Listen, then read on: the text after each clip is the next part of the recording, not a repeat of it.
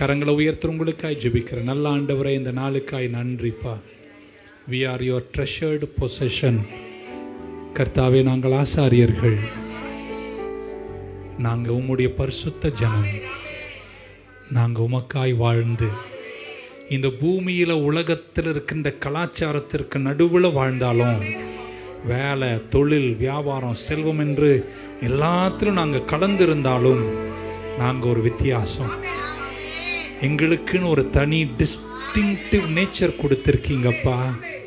பிறரை போல நாங்கள் இருக்கக்கூடாது, உலகத்தை போல இருக்கக்கூடாது.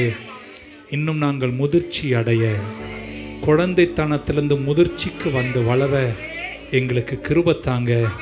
எங்கள் முதிர்ச்சி தான் எங்கள் அடையாளத்தை நிர்ணயிக்கிறது. அப்பா, எங்கள் ஆசீர்வதிங்கன்னு வேண்டி ஜெபிக்கிறோம். இயேசுவின் நாமத்தில் ஜெபிக்கிறோம் நல்ல பிதாவே. என் ஆத்துமாவே கர்த்தரை ஸ்தோத்திரி, என் முழு உள்ளமே பரிசுத்த நாமத்தை ஸ்தோத்திரி. என் ஆத்துமாவே கர்த்தரை ஸ்தோத்திரி, அவர் செய்த சகல உபகாரங்களையும் மறவாதே. கர்த்தராகிய இயேசு கிறிஸ்துவின் கிருபை, பிதாவாகிய தேவனுடைய அன்பு, பரிசுத்த ஆவியானுடைய அந்யோன்ய ஐக்கியம் நம் அனைவரோடும், எல்லா பரிசுத்தவான்களோடும், திருச்சபையோடும் கூடி வந்த அனைவரோடும் இன்றும் என்றும் இருப்பதாக. God bless you.